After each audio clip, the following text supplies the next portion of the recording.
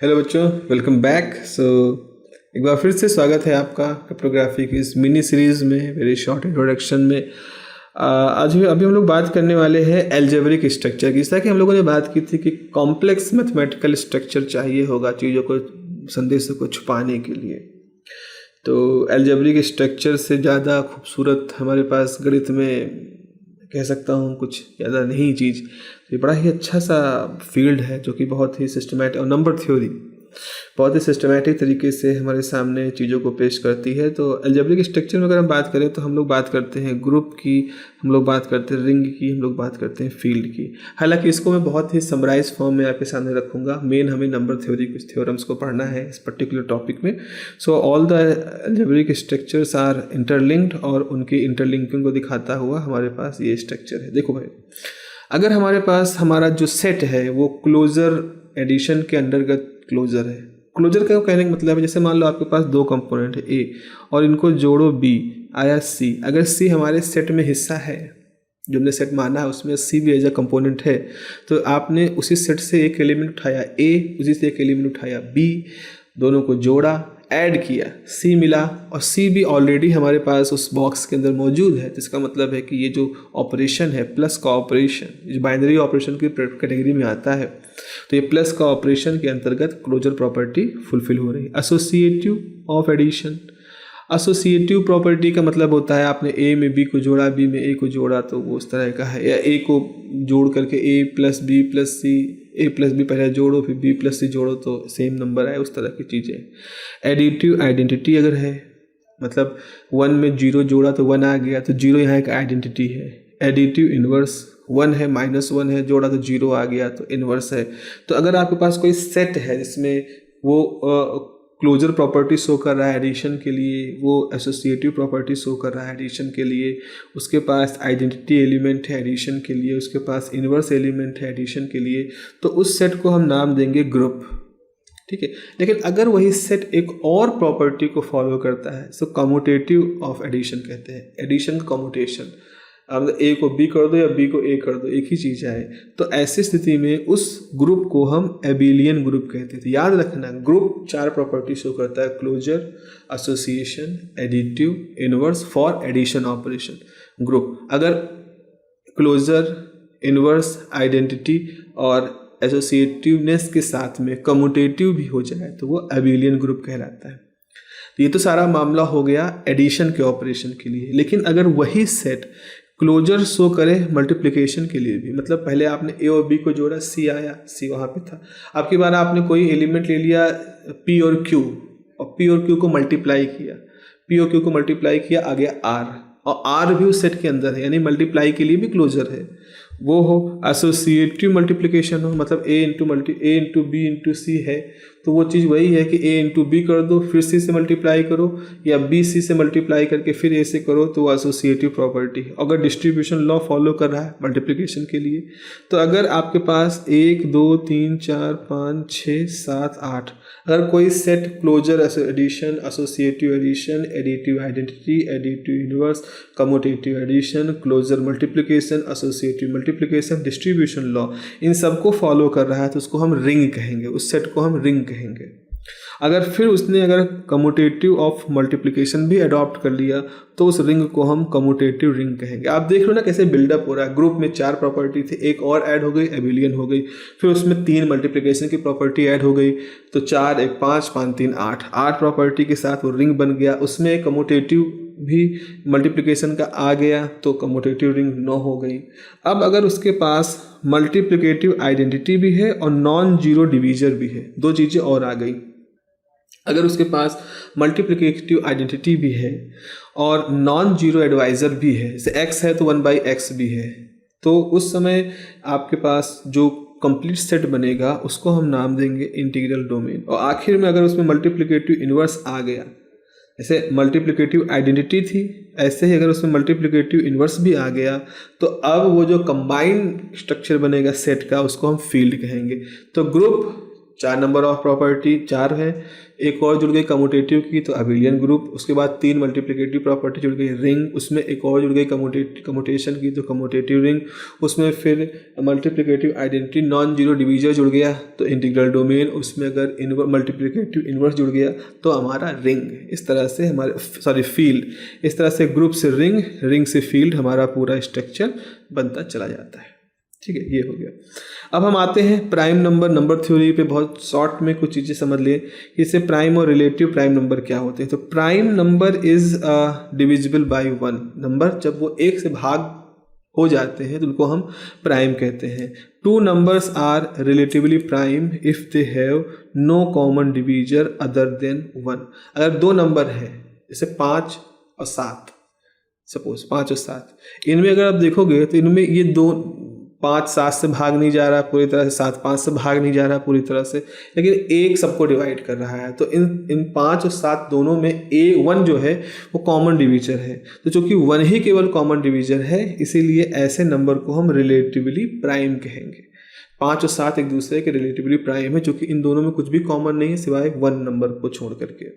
तो जब हम ग्रेटेस्ट कॉमन डिवीजर निकालना चाहते हैं तो हम AB = 1 ढूंढना चाहते हैं। अच्छा, वी कैन से A और B आर रिलेटिव प्राइम। तो अगर हमने GCD निकाला, ग्रेटेस्ट कॉमन डिवीजर, अगर उसकी वैल्यू 1 आई किसी 2 नंबर के लिए, तो उन 2 नंबरों को हम रिलेटिव प्राइम कहते हैं। जरा इसको समझ लो। GCD निकालना है 125 और 20 का, तो 125 का फैक्टर करो, 5 × 5 × 5 यानी 5 की पावर 3, ये इसका फैक्टर हो गया। 200 करो तो 5 2 × 2 × 4, 4 दूनी 4 दूनी 8, ये 8 हो गया। और ये कितना हो जाएगा 25, तो 25 × 8 200। तो 8 को लिख सकते हो 2 की पावर 3, 25 को लिख सकते हो 5 की पावर 2। अब देखो इन दोनों में कॉमन देखो, यहाँ 2 की पावर 3 है, यहाँ 2 है ही नहीं, यहाँ 2 की पावर 0 है, यहाँ 2 की पावर 3 है, यहाँ 5 की पावर 3, यहाँ 5 की पावर 2 है। इसका मतलब है इन दोनों में कॉमन क्या हुआ, इन दोनों में कॉमन है एक तो 2 की पावर 0, 2 की पावर 0 1 होता है, तो 1 तो हर तरफ है ही है, इसको भी 1 लिख सकते हैं। 2 की पावर 0 लिख करके 1 लिख सकते हैं, तो 1 तो है ही हर तरफ, तो 1 लिख दो। और 5 की पावर 2 यहाँ भी है, 5 की पावर 2 यहाँ भी, 5 की पावर 3 है, इसका मतलब 5 की पावर 2 तो है वहाँ पर।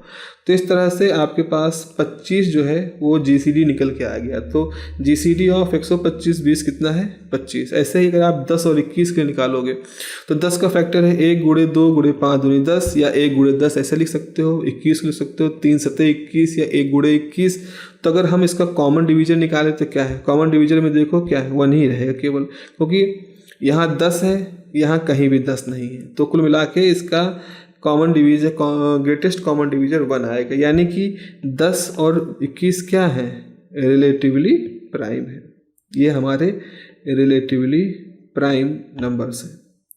अब हम थोड़ा और आगे बढ़ते हैं, यूक्लिडियन एल्गोरिथम के पास आते हैं। ये एक सिंपल प्रोसीजर है GCD को निकालने के लिए, लेकिन इसको समझने से पहले हमें थोड़ा सा मॉडुलर अर्थमेटिक को समझना पड़ेगा। देखो, जैसे मॉडुलर अर्थमेटिक में हम भाग देने के बाद जो आंसर आता है को उसमें इंटरेस्टेड नहीं होते, हम भाग देने के बाद जो रिमाइंडर बचता है उसमें हमारा इंटरेस्ट होता है।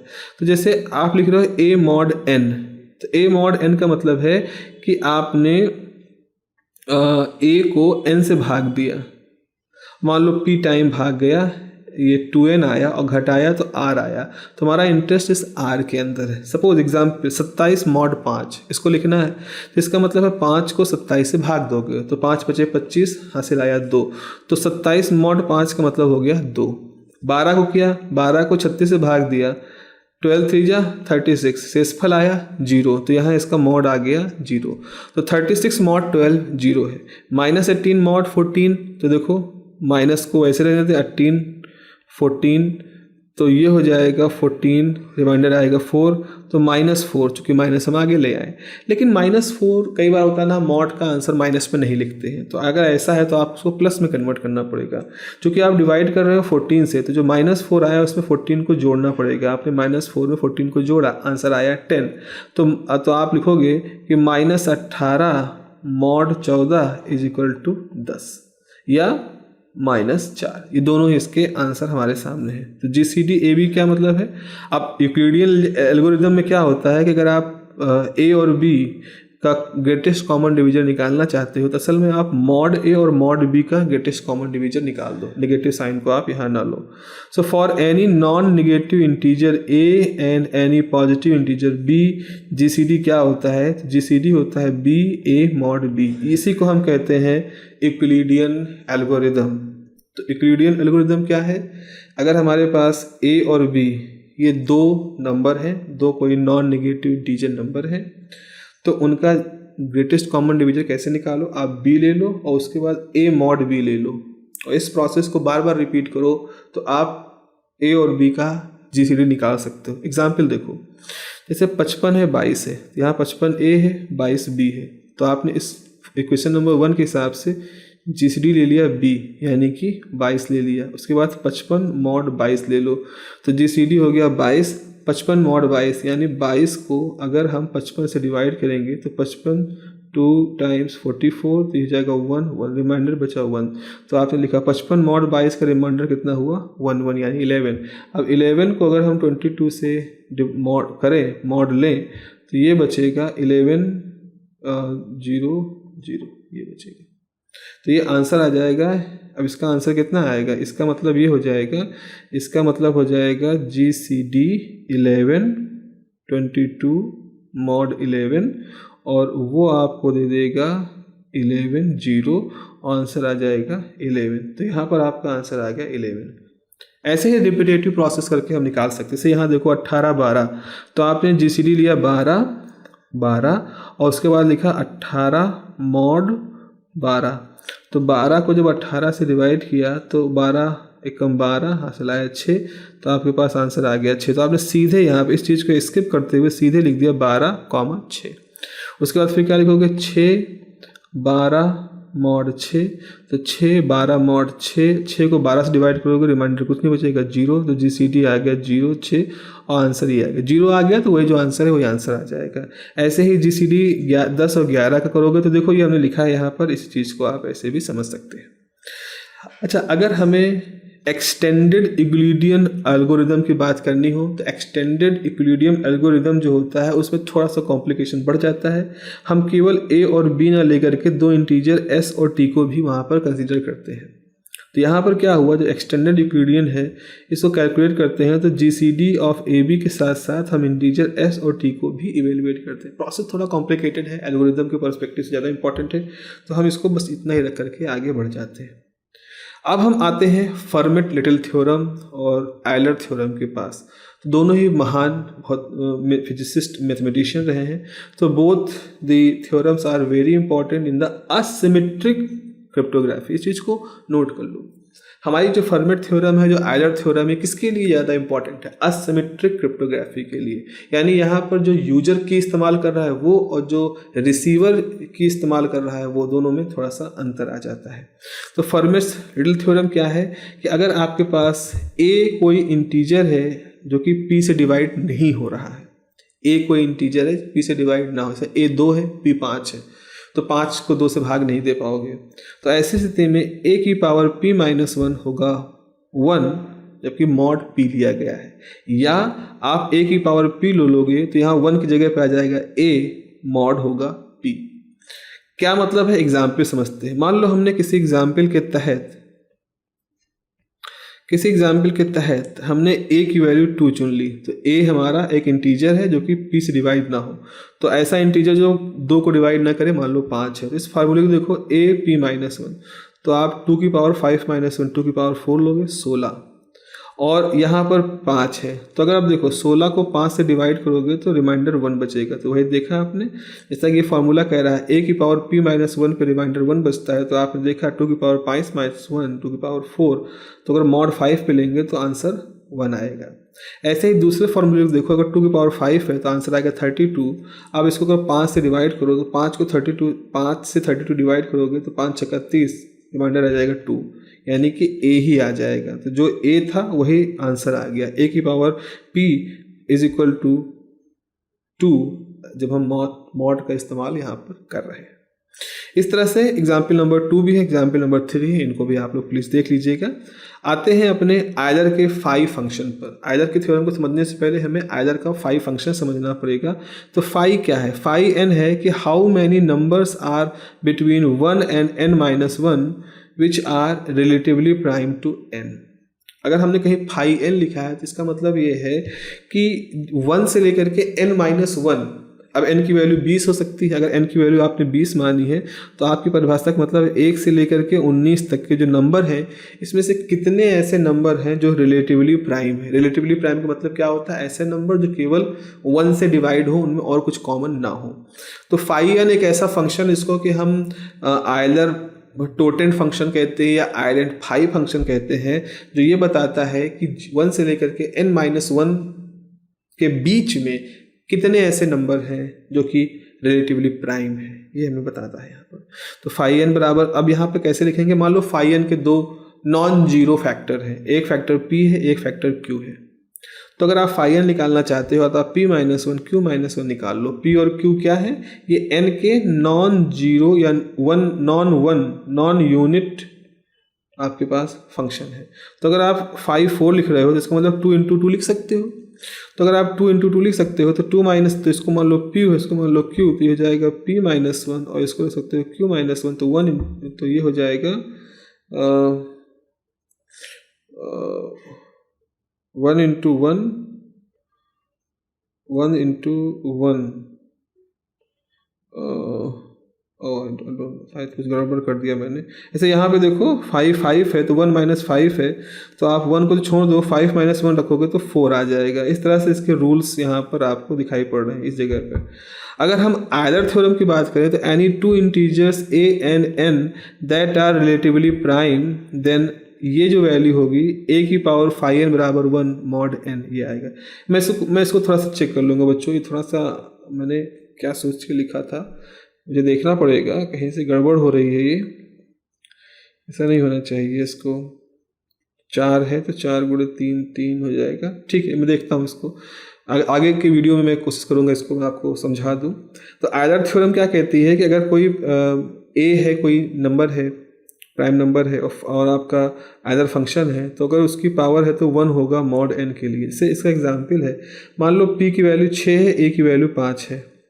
तो जैसे आपने 5 6 लिया तो 5 6 का मतलब है 2 × 3, जैसे कितने फैक्टर, ये p है, ये q है, तो कितने ऐसे नंबर होंगे? 2 - 1 गुणे 2 3 - 1, तो ये हो जाएगा 1 × 2, तो ऐसे 2 फंक्शन होंगे। तो 6 के लिए ऐसे 2 नंबर होंगे जो कि रिलेटिवली प्राइम होंगे। तो अब क्या हुआ, 5 की पावर 2, जो कि a की पावर फाई n है, तो 5 की पावर 2 25 होगा, और 25 को 6 से डिवाइड करो तो 6 चौक 24, रिमाइंडर आया 1 1, जो कि इस फॉर्मूले से दिया गया है। आयलर की थ्योरम यहाँ पर काम कर रही है।